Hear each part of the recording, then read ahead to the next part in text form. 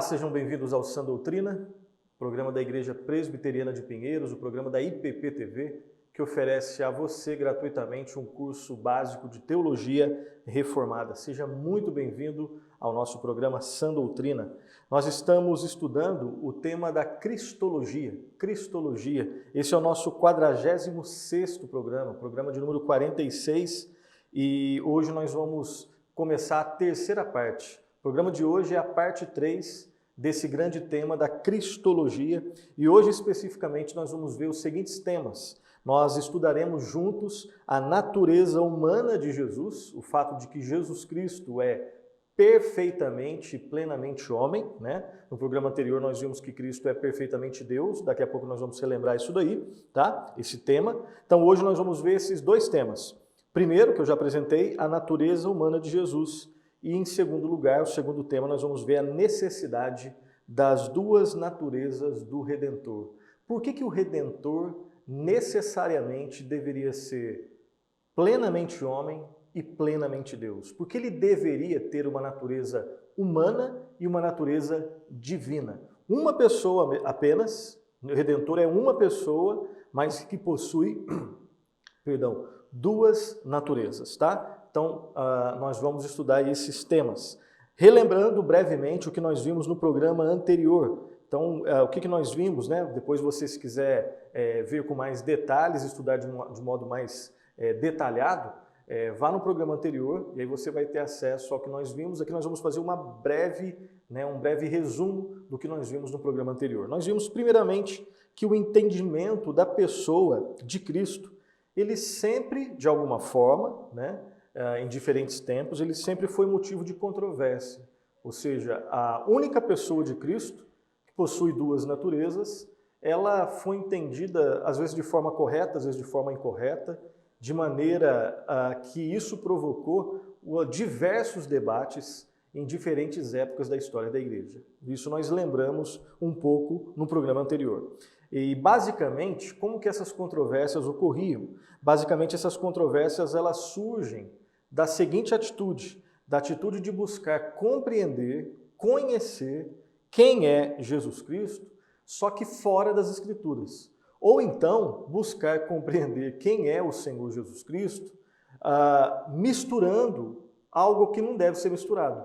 Escrituras com algum tipo de filosofia humanista, ou então com algum tipo de perspectiva anti-escriturística sobre a pessoa do Senhor Jesus Cristo.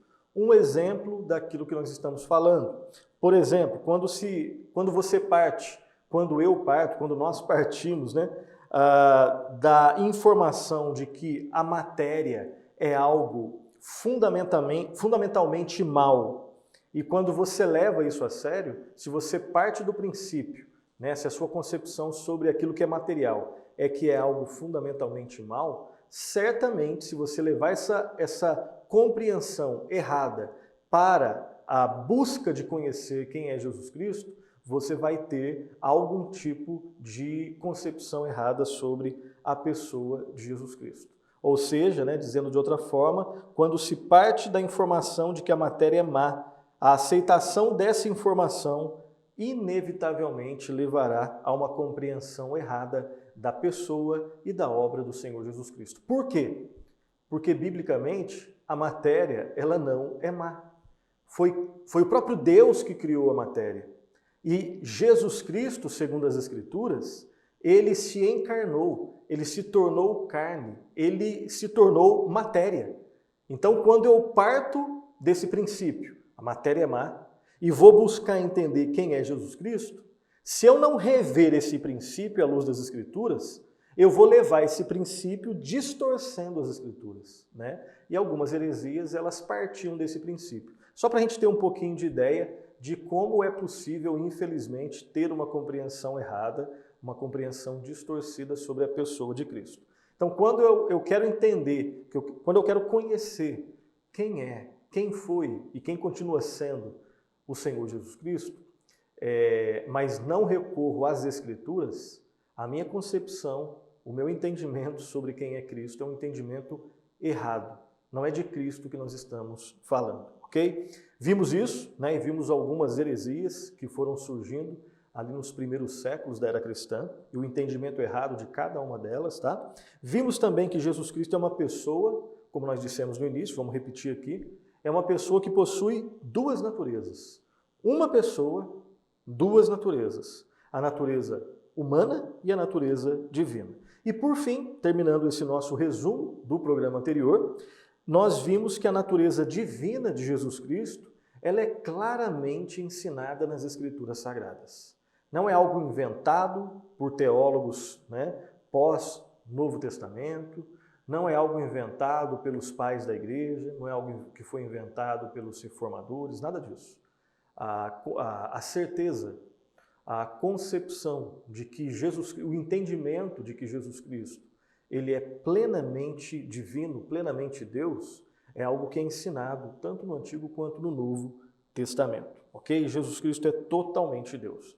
Então aqui nós terminamos esse resumo do que nós vimos no programa anterior e repetindo, hoje nós vamos ver então, e agora vamos entrar nesse assunto, fizemos esse pano de fundo recorrendo ao programa anterior, então hoje nós vamos ver primeiramente a natureza humana, no programa anterior nós vimos a natureza divina, hoje nós vamos ver a natureza humana de Jesus e depois, mais ao final, nós veremos, estudaremos juntos a necessidade das duas naturezas de Cristo.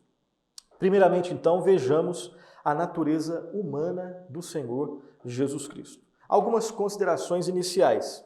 Em primeiro lugar, é importante lembrarmos que as heresias cristológicas, ou seja, as compreensões equivocadas, as compreensões heréticas, heresias cristológicas são as compreensões heréticas sobre a pessoa e a obra de Cristo, elas normalmente nascem de um entendimento errado, ou da divindade de Cristo, ou da humanidade de Cristo. Ou então, em terceiro lugar, de um entendimento errado sobre como se relacionam a humanidade e a divindade de Cristo. Não existe exceção. Você pode pegar qualquer heresia, daquelas que nós vimos anteriormente, e nós vamos citar em outros programas, o monofisismo, o nestorianismo, todas as compreensões erradas e heréticas sobre a pessoa e a obra de Cristo, elas normalmente nascem, como nós falamos no início, quando eu recorro a algo que não seja Escritura. Ou então quando eu misturo Escritura com algum ismo humanista. Agora, em termos mais dentro do ambiente cristão, as compreensões equivocadas, ou então as heresias cristológicas, elas normalmente seguem um roteiro. Qual que é esse roteiro? Ou uma má compreensão sobre a humanidade de Cristo, ou uma má compreensão sobre a divindade de Cristo, ou então uma má compreensão sobre como se relacionam as duas naturezas, humana e divina, do Senhor Jesus Cristo. Essa é a primeira consideração que nós devemos fazer. Segunda consideração, nos primeiros séculos do cristianismo, alguns chegaram a duvidar da humanidade real do Senhor Jesus Cristo. Não que hoje não se duvide, com muito menos frequência, mas nos primeiros séculos, as pessoas tinham a certeza, às vezes de forma certa ou de forma errada, que Jesus Cristo era Deus. Mas muitas pessoas duvidaram da humanidade real de Jesus Cristo. Tá? E atualmente esse tipo de postura ela é quase que inexistente, tá? Quase que inexistente. Muitas pessoas elas têm a certeza de que Jesus Cristo existiu, que foi um homem, ou seja, acreditam que Jesus Cristo era um homem, só que a gente vai ver que inclusive essa compreensão, a forma como eles explicam como Jesus Cristo era homem, o que eles querem dizer quando dizem que Jesus Cristo era homem, é uma compreensão normalmente equivocada, tá? Mas vamos deixar um pouquinho mais para frente para destacar e para detalhar essa explicação. Nessas considerações iniciais, nós temos que lembrar que hoje, as pessoas não têm, daquelas pessoas que acreditam que Jesus Cristo existiu, elas não têm muita dificuldade em admitir que um homem, Jesus Cristo, existiu. Então, em geral, hoje ninguém duvida da humanidade de Cristo, mas por outro lado, existe uma ênfase exagerada e distorcida nessa humanidade de Jesus Cristo. Ou seja, afirma-se que Jesus Cristo é homem, que existiu um personagem histórico chamado Jesus Cristo, mas quando eles vão explicar quem é Jesus Cristo, nós podemos perceber, tendo as Escrituras como referencial, que esse entendimento, que essa compreensão sobre a humanidade de Cristo é uma compreensão equivocada e distorcida. Por exemplo, um dos sinais de que essa distorção ela existe é que muitos consideram, por exemplo, a divindade de Cristo recorrendo e afirmando que Jesus Cristo ele foi um homem perfeito. Muitas pessoas falam assim, eu acredito que existiu uma pessoa chamada Cristo. E acredito que ele tinha um quê de divindade, que ele tinha um quê de mistério, que ele tinha um aspecto divino. E esse aspecto divino, ele faz referência ao quê? Ao fato de que esse personagem Jesus histórico, que foi um homem, ele era um homem perfeito. Então elas confundem, muitas pessoas vão confundir, às vezes, o que é humanidade, o que é divindade, e vão ter uma compreensão distorcida, tanto do aspecto da divindade, que nós não vamos falar hoje, já falamos no programa anterior, mas hoje focando especificamente sobre o que nós queremos dizer quando nós afirmamos que Jesus Cristo é plenamente homem, é totalmente homem, é perfeitamente homem.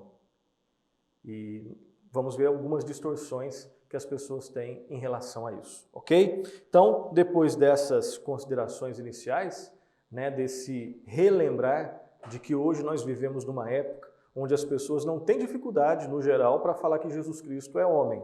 Ou seja, elas não têm dificuldade para afirmarem a humanidade de Cristo, mas elas têm dificuldade em explicarem o que elas querem dizer com isso. E quando explicam, elas revelam um entendimento distorcido da humanidade do Senhor Jesus Cristo, ok? Esse é o pano de fundo cultural, histórico, no qual nós estamos inseridos. Agora a pergunta que de repente alguns estão fazendo, ou alguns podem fazer, você provavelmente já ouviu. Quais são as provas bíblicas da humanidade real de Jesus Cristo? Será que a Bíblia prova que Jesus Cristo foi realmente um homem? E nós vamos ler vários textos, tá? E nós vamos considerar alguns subtemas aqui para falar das provas bíblicas da humanidade real de Jesus Cristo. Então, em primeiro lugar, lembremos que Jesus, ele chama, essa é uma primeira prova, Jesus chama a si mesmo de homem e ele é chamado por outras pessoas também de homem. Primeiro texto que nós vamos ler, todos os textos serão projetados aí para vocês, ok? Primeiro texto, Atos 2, 22. Atos 2, 22 está escrito assim: varões israelitas, atendei a estas palavras. Jesus, o Nazareno, varão aprovado por Deus, ou seja, homem aprovado por Deus, diante de vós com milagres, prodígios e sinais, os quais o próprio Deus realizou por intermédio dele entre vós, como vós mesmos sabeis. Então esse é um primeiro texto onde Jesus Cristo ele é classificado ali como homem. Aqui no discurso de Pedro, aí você vê Jesus Cristo, Jesus o Nazareno, varão aprovado por Deus. Ok? Um outro texto, Romanos 5,15. Lá está escrito assim: todavia não é assim o dom gratuito como a ofensa, porque se pela ofensa de um só, aqui é um só homem, tá? Morreram muitos, muito mais a graça de Deus e o dom pela graça de um só homem. Quem? Jesus Cristo. Foram abundantes sobre muitos. Então aqui Paulo, ali em Romanos, quando ele escreve aos Romanos, fazendo aquele contraponto entre o primeiro Adão e o segundo Adão, entre Adão e o Senhor Jesus Cristo. O primeiro Adão foi um homem, o segundo Adão também foi um homem. Claro que existem muitas diferenças, essa é uma semelhança, mas existem muitas diferenças. O primeiro Adão era um homem perfeito, mas que caiu dessa perfeição. O segundo Adão era um homem perfeito que nunca caiu dessa perfeição. O primeiro Adão era um homem perfeito, mas não era Deus. O segundo Adão era um homem perfeito, mas também era um Deus perfeito. É um Deus perfeito.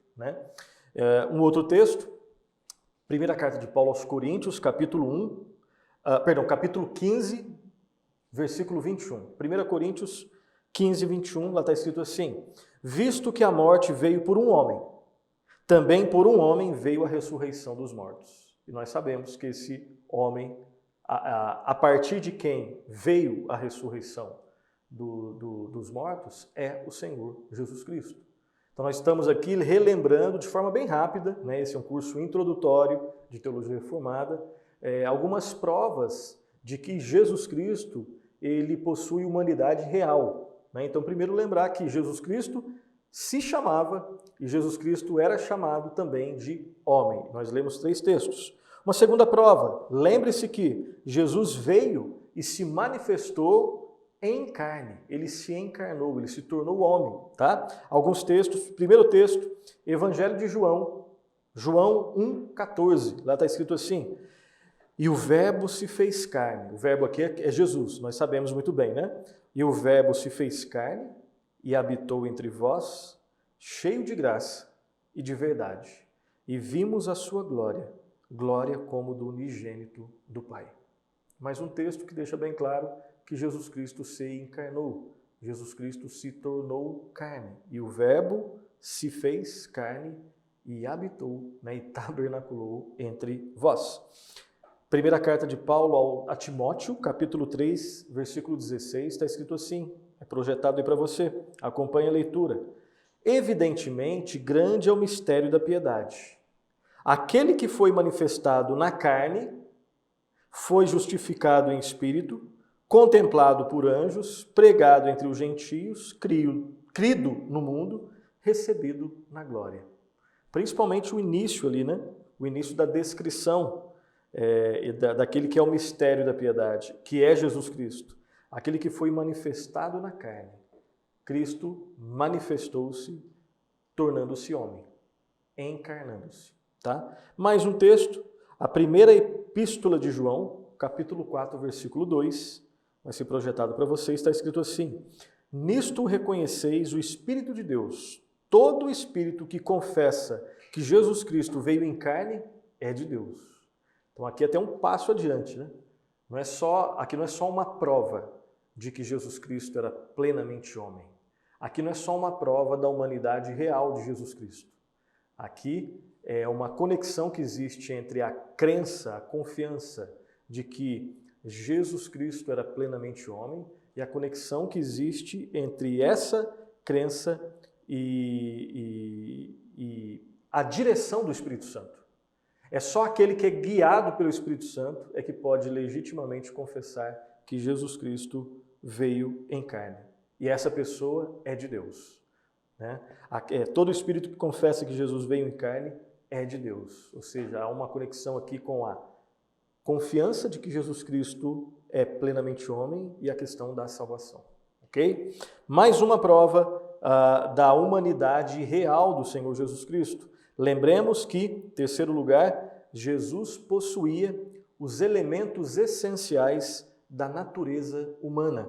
Um corpo material e uma alma racional. Né?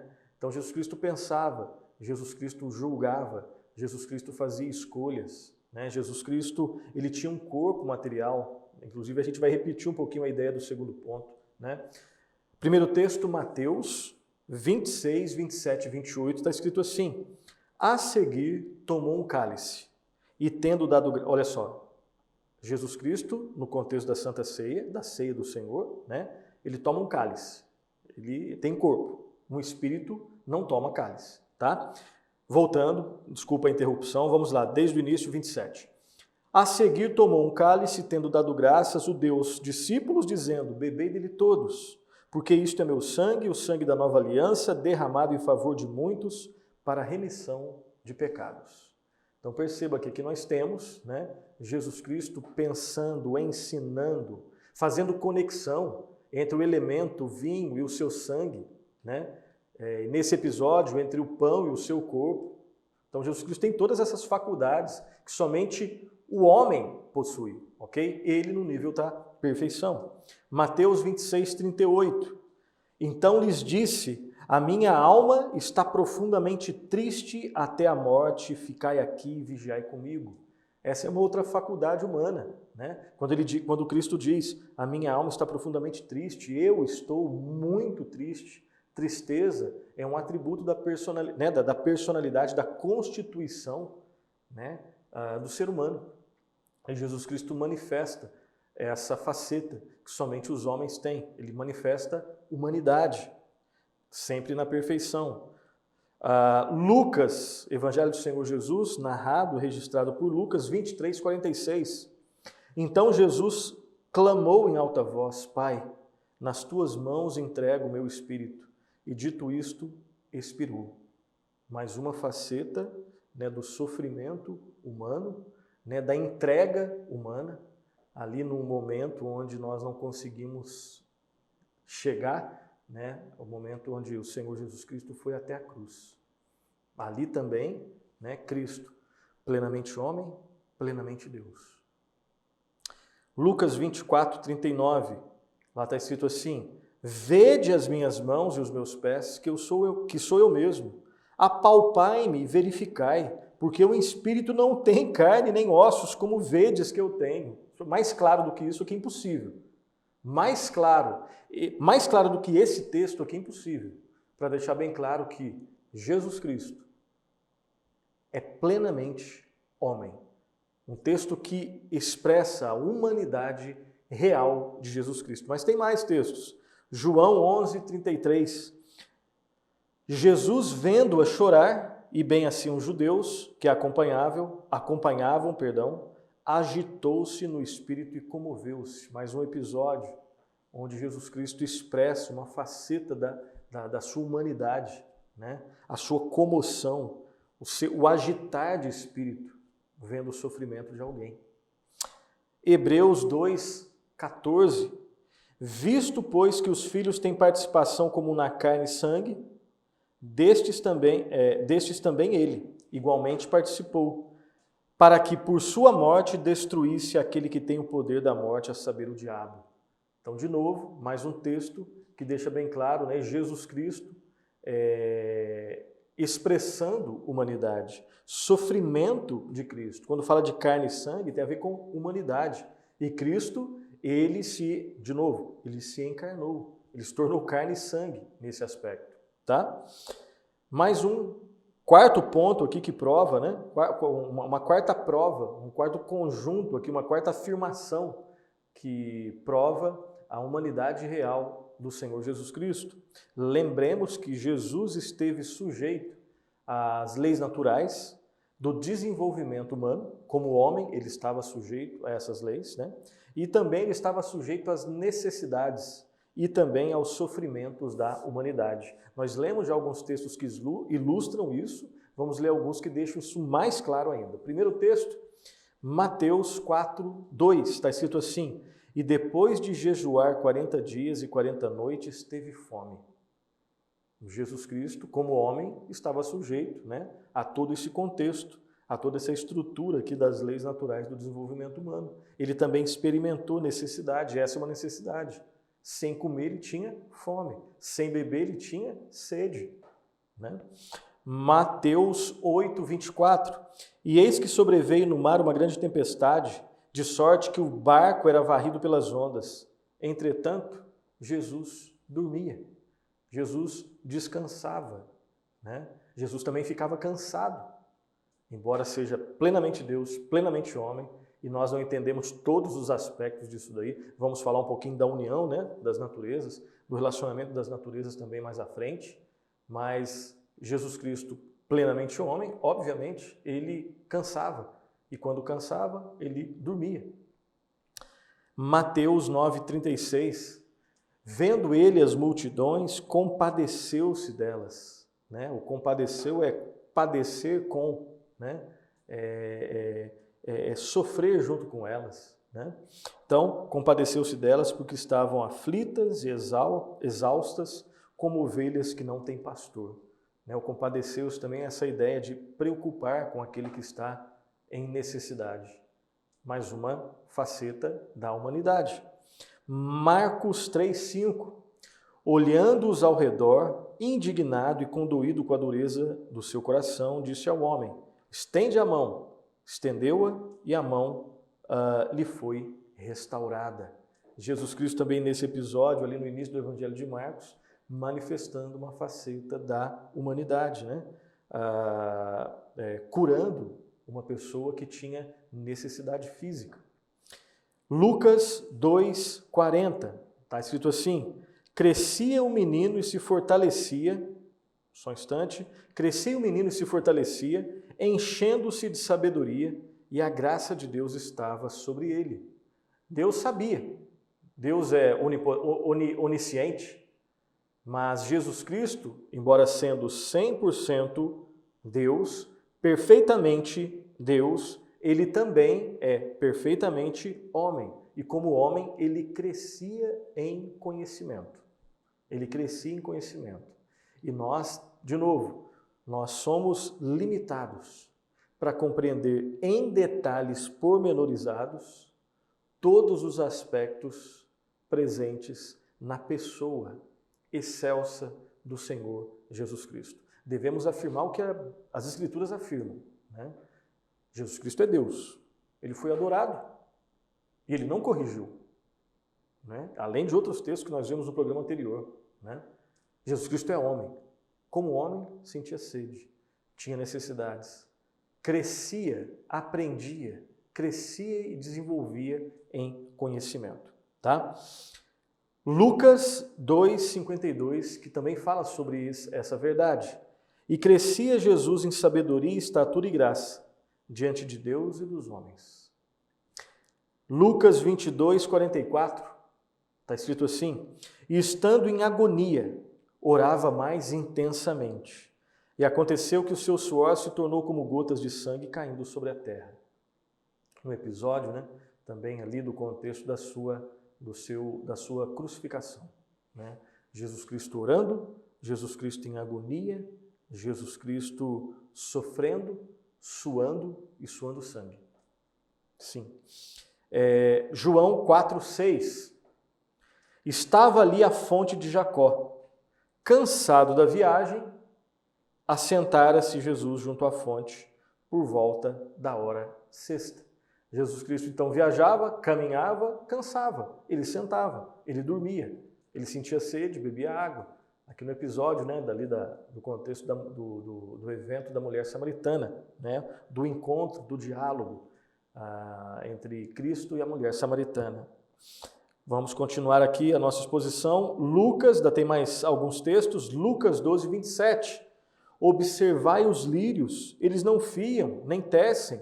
Eu, contudo, vos afirmo que nem Salomão, em toda a sua glória, se vestiu como qualquer deles. Né? Também uma faceta humana, a preocupação, Jesus Cristo ensinando sobre a preocupação com as questões que têm a sua importância, mas não tem toda a importância, questões que diz respeito ao dia a dia, ao se vestir, as preocupações que as pessoas têm. Lucas 19:28-30. E dito isto, prosseguia Jesus subindo para Jerusalém.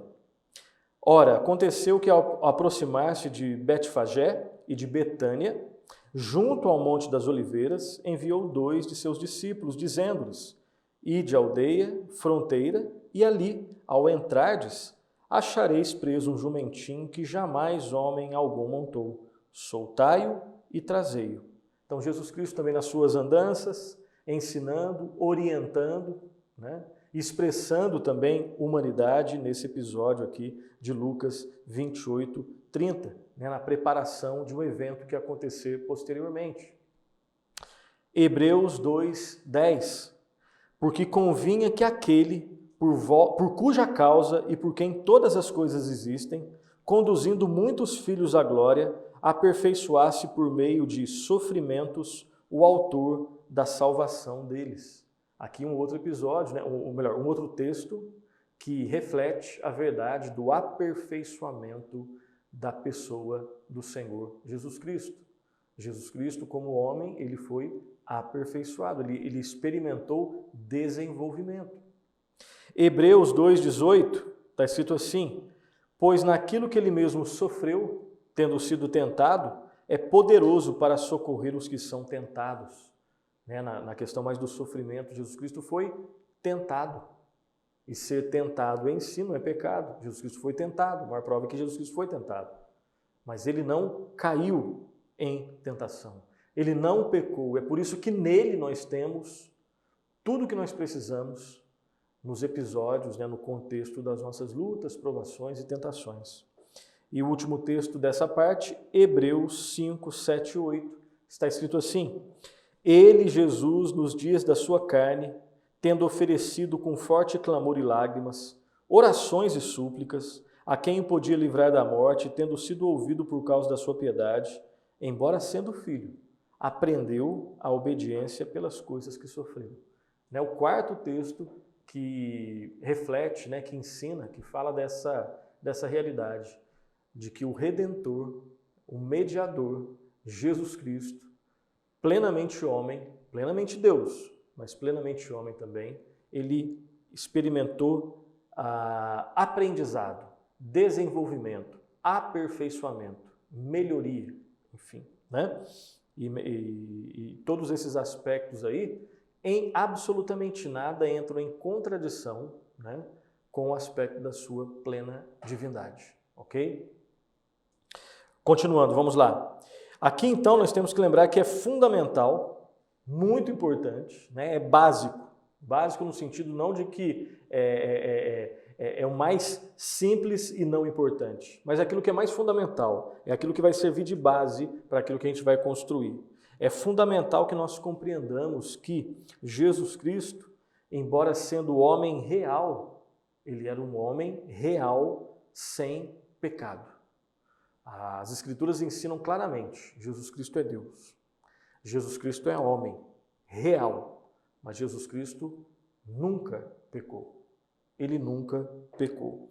Jesus Cristo não só não pecou, mais do que isso, ele não podia pecar por causa da sua ligação essencial, não é periférica, mas ligação essencial entre as naturezas divina e a natureza, entre a natureza divina e a natureza humana, ou entre as naturezas divina e humana. Não é só que ele não pecou, ele não podia pecar, porque existe uma ligação essencial, umbilical, fundamental, entre o fato de que Jesus é homem e Jesus é Deus. A natureza humana está ligada essencialmente, fundamentalmente, com a natureza divina. E isso fazia de Cristo, faz de Cristo, um ser perfeito, plenamente homem, plenamente Deus, mas sem pecado, tá? E temos que lembrar também que atualmente existe quem negue, infelizmente, a chamada impecabilidade de Jesus. Algumas pessoas acreditam que Jesus foi um personagem histórico, real, um homem muito bom, exemplar, provavelmente o melhor que existiu, mas ele chegou a errar, ele chegou a pecar. Algumas pessoas afirmam isso. Ou seja, existem pessoas que não acreditam na impecabilidade de Jesus, mas a Bíblia ensina claramente não só a divindade de Cristo, a humanidade de Cristo, a plena divindade de Cristo, a plena humanidade de Cristo, mas também a impecabilidade desse Cristo que era Deus e que é Deus e que é homem, tá? Algumas passagens que falam da impecabilidade do mediador e do redentor. Lucas 1:31. Lucas 1:31 vai ser projetado, acompanhe. Respondeu-lhe o anjo: descerá sobre ti o Espírito Santo e o poder do Altíssimo te envolverá com a sua sombra. Por isso, também o ente santo que há de nascer será chamado Filho de Deus. Então esse daqui, o episódio ali, antes do nascimento do Senhor Jesus Cristo, e no caso ali o anjo, comunicando e dizendo que o Espírito Santo, aquele que estará presente, poder do Altíssimo estará presente, obviamente, na vida de Cristo, na vida de Maria, O poder do Altíssimo, quando digo na vida de Maria, no evento ali do nascimento do Salvador, o poder do Altíssimo vai envolvê-lo como sombra, E o ente santo, olha só, esse ente, esse ser santo, se é ser santo, já não tem pecado, Então esse ser santo que há de nascer ali de Maria será chamado Filho de Deus.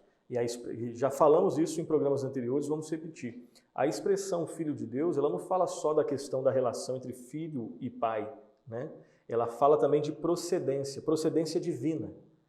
se é filho de Deus, se Deus é divino, obviamente, o Filho de Deus também é divino. Ou seja, Filho de Deus é uma expressão que fala não só de filiação. Filho de Deus é uma expressão que comunica também a ideia da divindade, a ideia de divino. Traduzindo, Filho de Deus significa Deus, tá? Nesse aspecto aqui. Continuando, um outro texto que dá base para o ensino da impecabilidade de Jesus. João 8,46. Quem dentre vós me convence de pecado? Quem convence Cristo de pecado? Se vos digo a verdade, por que razão não me credes? Mais um texto que deixa muito claro a verdade, o fato de que Jesus Cristo, além de ser plenamente Deus, plenamente homem, como homem, ele é totalmente impecável. Como Deus é óbvio, né? É porque alguém poderia dizer, não, o homem peca. Não. Pecado é filosoficamente falando, é um acidente na vida do ser humano. Não é algo que faz parte da essência do ser humano, tá bom? Até porque se fizesse parte da essência, então os salvos no céu não serão homens. Porque essencial, o que é essência? Essência é aquilo que sem o qual aquilo deixa de ser aquilo. O pecado não faz parte da essência do ser humano, porque o ser humano não foi criado com pecado. Não existia pecado em Adão antes da queda. E não existirá pecado nos salvos, nos eleitos de Deus, nos novos céus e nova terra. E Adão, antes da queda, era plenamente homem. E as pessoas que estiverem nos novos céus, né, os salvos, os eleitos de Deus nos novos céus e nova terra, na glória, eles serão homens, homens no sentido de homens e mulheres, seres humanos, totalmente redimidos e glorificados. E eles serão homens. Mas não terão pecado, porque o pecado não faz parte da essência. O pecado adentrou a humanidade em Gênesis 3 e marcou, manchou, distorceu, perverteu a humanidade. E ela precisa de um Salvador que vence sobre o pecado, sobre os efeitos do pecado. Mas fechando esse parênteses e voltando para cá. João, outro texto que fala da impecabilidade de Jesus, João 14,30. Já não falarei muito convosco, porque aí vem o príncipe do mundo, e ele nada tem em mim. Falando, né? Então esse é um texto, João 14,30, fala desse antagonismo que existe entre Jesus Cristo e o diabo. O diabo é aquele que peca, é o pai, né, da mentira. Ele é escravo do pecado. Ele é o disseminador do pecado, o incentivador do pecado. Jesus Cristo é o caminho, a verdade e a vida. Ele é impecável, impecável. Continuando, mais alguns textos. 2 Coríntios 5,21. Aquele que não conheceu o pecado, olha só, está falando de Cristo. Aquele que não conheceu o pecado, ele o fez pecado por nós, para que nele fôssemos feitos justiça de Deus. Hebreus 4,15, porque não temos sumo sacerdote que não possa compadecer-se de nossas fraquezas. Antes, ele foi tentado em todas as coisas, à nossa semelhança, mas sem pecado. Um outro texto que fala da impecabilidade de Cristo, Hebreus 9,14. Muito mais o sangue de Cristo, que pelo Espírito Eterno a si mesmo se ofereceu sem mácula a Deus, purificará a nossa consciência de obras mortas, para servirmos ao Deus vivo. Então, se nós seremos, purificados com o sangue de Cristo, é porque tudo que vem dele é perfeito, impecável, santo, limpo, puro, poderoso. Primeira Epístola de Pedro 2,22. O qual não cometeu pecado, nem dolo algum se achou em sua boca. Em nenhum aspecto Cristo pecou. Palavras, em nada. Né? E o último texto, 1 de João 3,5, está escrito assim: sabeis também que ele se manifestou para tirar os pecados, e nele não existe pecado. Ou seja, todos esses textos que nós lemos, nós não paramos para explicar, enfim, a proposta nossa aqui é sermos mais resumidos, mas todos esses textos, esperamos que tenha ficado claro, que biblicamente Jesus Cristo é totalmente Deus, perfeitamente Deus. Jesus Cristo é totalmente e perfeitamente homem. E Jesus Cristo é impecável. impecável. Jesus Cristo é impecável. Tá? Vejamos agora, né, indo agora mais para o final do nosso programa de hoje, o nosso segundo grande tópico. Falamos sobre a humanidade real de Jesus Cristo e agora o segundo tópico é a necessidade das duas naturezas em Cristo. Né? Pergunta fundamental aqui. Qual é a necessidade de Jesus Cristo ter duas naturezas? Por que o Redentor, o mediador, por que Jesus Cristo tinha que ser totalmente Deus e totalmente homem? Perfeitamente Deus, perfeitamente homem. Plenamente Deus, plenamente homem. Por que? Você, talvez pergunte, ou alguém perguntará a você. Para respondermos essa questão, nós temos que compreender a necessidade que nós temos, que nós tínhamos e que nós temos de um mediador, de um redentor. Para entender, para responder essa pergunta, primeiro a gente tem que lembrar disso. Eu quero voltar rapidinho com você no seguinte. Lembre junto, nós já falamos sobre isso. Lembremos juntos disso daqui. Depois do pecado, depois de Gênesis 3, o homem, ele não está doente. O homem, ele está perdido e morto em seus delitos e seus pecados. E o que ele merece é a morte eterna, é a condenação eterna, é o inferno.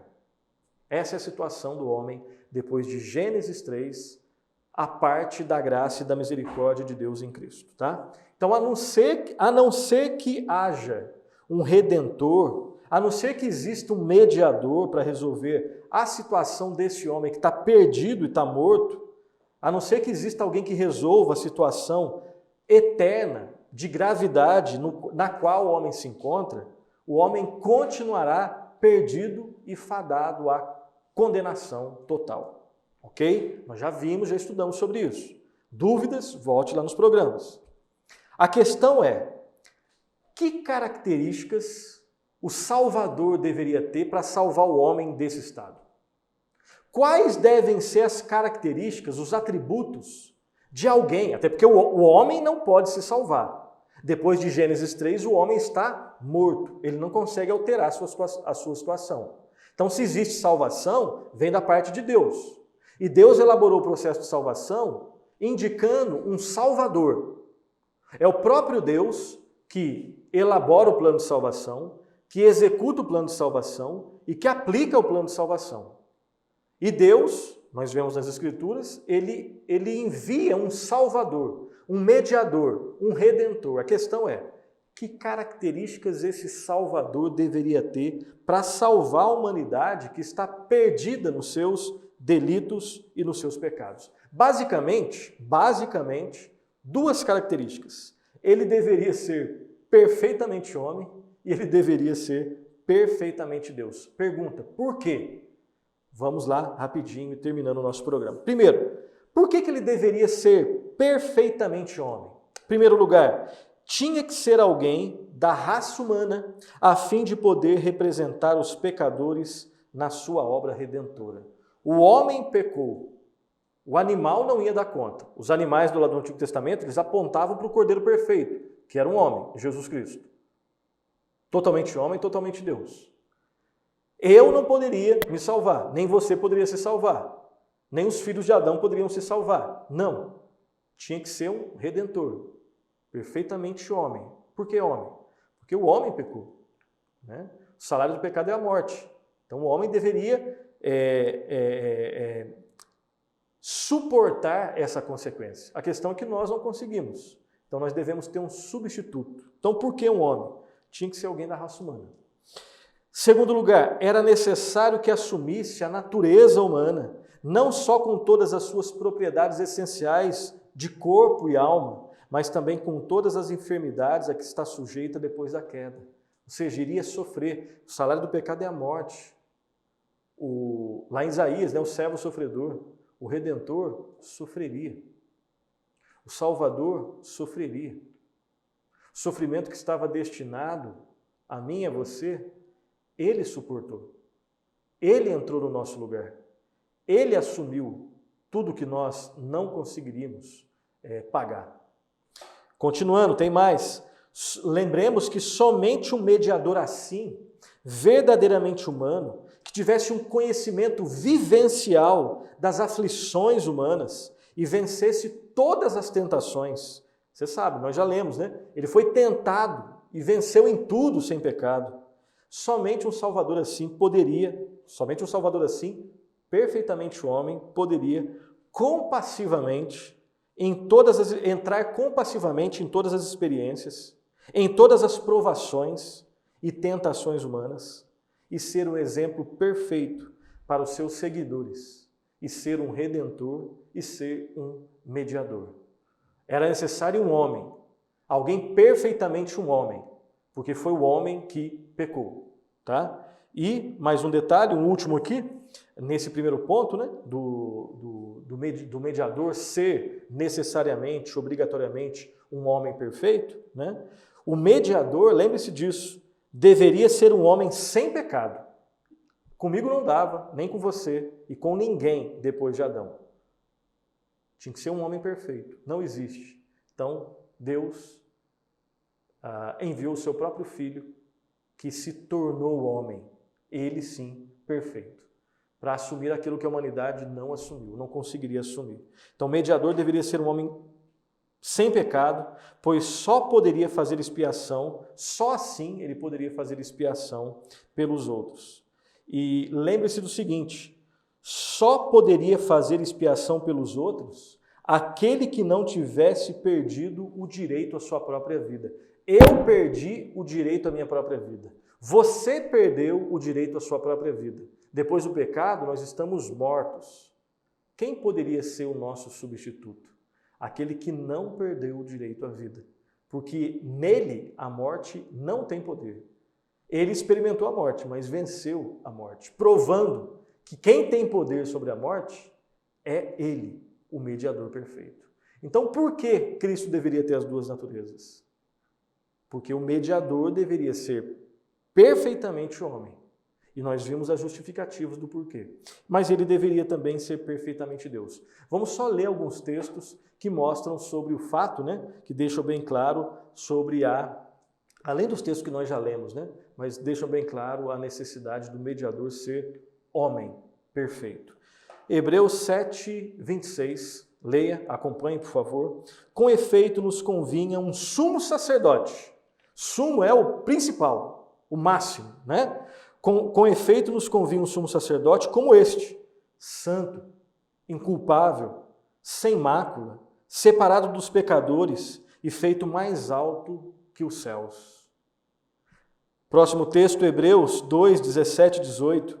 Por isso mesmo, convinha que em todas as coisas se tornasse semelhante aos irmãos, para ser misericordioso e fiel sumo sacerdote, nas coisas referentes a Deus, e para fazer propiciação, né, tornar favorável, né, propiciação pelos pecados do povo. Pois naquilo que ele mesmo sofreu, tendo sido tentado, é poderoso para socorrer os que são tentados. Percebam aqui que são textos lá de Hebreus que falam do sumo sacerdote, que falam do mediador da aliança, do nosso Redentor Jesus Cristo. Né? Mais um texto lá de Hebreus, Hebreus 4,15. Porque não temos sumo sacerdote que não possa compadecer-se das nossas fraquezas. Antes, ele foi tentado em todas as coisas, a nossa semelhança, mas sem pecado. Mais um outro texto, também de Hebreus. Hebreus 5, 1, 2. Acompanhe a leitura.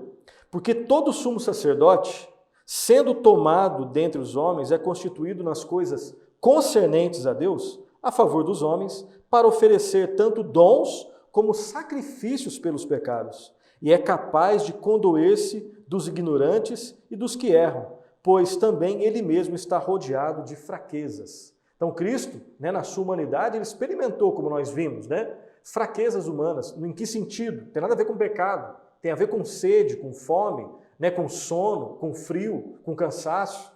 Mas ele venceu e triunfou sobre tudo isso. O sumo sacerdote, o nosso mediador, ele deveria ser um homem perfeito. E como um homem perfeito, Jesus Cristo triunfou sobre todos, sobre tudo e sobre todos. Mateus 11, 29, mais um texto. Quando Cristo diz, né, dos belos textos das Escrituras, tomai sobre vós o meu jugo e aprendei de mim, porque sou manso e humilde de coração, e achareis descanso para a vossa alma. É um homem que está dizendo isso, mas não é qualquer homem, é um homem perfeito. É um homem-Deus, é o Deus-homem, é Jesus Cristo. João 13, de 13 a 15, está escrito assim: Vós me chamais o Mestre e o Senhor, e dizeis bem, porque eu sou. Ora, se eu, sendo Senhor e Mestre, vos lavei os pés, também vós deveis lavar os pés uns dos outros, porque eu vos dei o exemplo, para que, como eu fiz, façais vós também. No episódio onde Cristo ensina sobre a humildade, a perfeita humildade do Redentor, que deve caracterizar a nossa vida como discípulos do Senhor Jesus Cristo. Mais um texto, Filipenses 2, 5 a 8.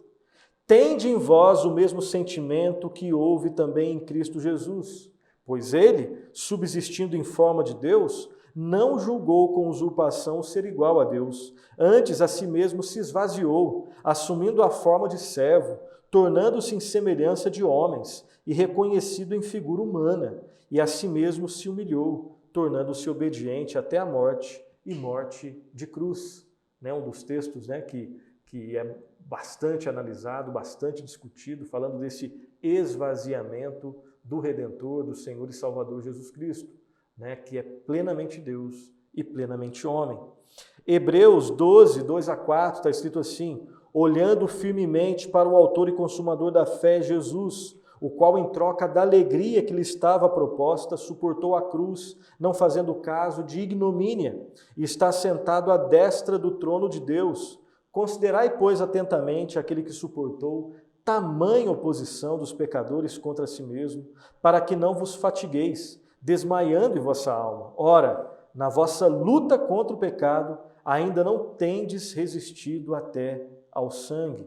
Jesus, como autor e consumador da nossa fé, que na sua missão, quando ele veio ao mundo, ele abre mão de algumas coisas, porque ele tinha uma missão para cumprir, como ele era, como ele é e como ele será, como o Filho de Deus, como o Filho do homem, que veio ao mundo, tornou-se carne, e ele tinha uma missão de ir até a cruz, cumprir o plano de salvação, ressuscitar, e ele virá uma segunda vez. E o último texto, 1 de Pedro 2, 21. Porquanto para isto mesmo fostes chamados, pois que também Cristo sofreu em vosso lugar, deixando-vos exemplo para seguirdes os seus passos. Então, Jesus Cristo, o Deus homem, o homem Deus, o Salvador dos homens, ele, além de ser Redentor, o Salvador, o mediador, o sumo sacerdote, o Deus que deve ser adorado, ele também deixa exemplo para os seus seguidores. Então, todos esses textos aqui que nós lemos, de forma bem rápida, eles mostram claramente que o mediador, o Redentor, deveria ser perfeitamente homem. Mas ele deveria também ser perfeitamente Deus, e agora vai ser muito rápido, tá? Só 2 textos. Ele deveria também ser perfeitamente Deus. E a pergunta que talvez você faça é por quê? Então, além de ser verdadeiramente o homem perfeito, era necessário que o mediador e redentor fosse verdadeiro Deus, para poder oferecer um sacrifício perfeito, de valor infinito. O homem tem uma finitude, Deus, infinitude, tanto no início quanto no fim. O homem é um ser eterno, no sentido de que ele não terá fim. Mas Deus é sempre eterno, ele não tem início, nem meio, nem fim. O homem tem início. E Cristo, como homem, ele teve início. Então o Redentor deveria ter essas características, ser perfeitamente homem, como nosso representante, perfeitamente Deus, para oferecer um sacrifício de valor infinito. E só Deus possui esse valor infinito, tá? De modo a libertar os outros da maldição da lei e para poder aplicar os frutos da sua obra redentora a todos aqueles que nele creem. O Redentor deveria ser perfeitamente homem, como nosso representante, perfeitamente e totalmente Deus, para oferecer um sacrifício que possui valor infinito e eterno. 2 textos apenas e nós vamos terminar nosso programa de hoje. Salmo 49, 7 a 10, está escrito assim: ao irmão verdadeiramente ninguém o pode remir, nem pagar por ele a Deus o seu resgate, pois a redenção da alma deles é caríssima e cessará a tentativa para sempre, para que continue a viver perpetuamente e não veja a cova, porquanto vês morrerem os sábios e perecerem tanto o estulto quanto o inepto, os quais deixam a outros as suas riquezas. O homem não consegue resolver as suas próprias demandas. O homem precisa, depois de Gênesis 3, da graça, da manifestação, do favor de Deus na sua vida. O Redentor é plenamente homem, plenamente Deus. Só Deus pode salvar o homem que está perdido nos seus delitos e nos seus pecados. E no plano perfeito de Deus, Ele enviou um Redentor, seu próprio Filho, que se tornou carne, seu próprio Filho que se tornou carne, ou seja, se tornou homem, mas sempre foi Deus. E o Redentor tinha que ser perfeitamente homem, perfeitamente Deus. E o último texto, Salmo 130, 3, 4. Salmo 130, 3, 4 está escrito assim. O salmista diz assim: se observares, Senhor, iniquidades, quem, Senhor, subsistirá? Ninguém, né? Aí o 4 diz assim: contigo, porém, está o perdão para que te temam. O salmista tinha convicção do seu pecado. O salmista, no Salmo 130, ele está numa situação dificílima, no pó. Ele está caído, abatido. E aí, tanto é que no início, né, ele diz assim: das profundezas clamo a ti, Senhor. Primeiro versículo é assim, confira lá na sua Bíblia. E aí, no versículo 3, ele fala: se observares, Senhor, iniquidades, quem, Senhor, subsistirá? Porém, contigo, porém, está o perdão para que te temam. A pergunta é: como que Deus, santo e justo, pode perdoar pecadores e Ele continuar a ser santo e justo? É somente se alguém resolver essa situação. Não é o homem está perdido. É o próprio Deus. O Pai envia o Filho que executa o plano de salvação, lá na cruz.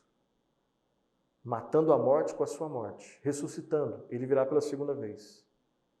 E nesse intervalo, né, da sua subida ao céu, Ele envia o Espírito Santo. O Pai elabora o plano de salvação, o Filho executa o plano de salvação. O Espírito Santo aplica na nossa vida o plano da salvação. Para responder essa pergunta aqui do salmista, quem subsistirá? Ninguém, né?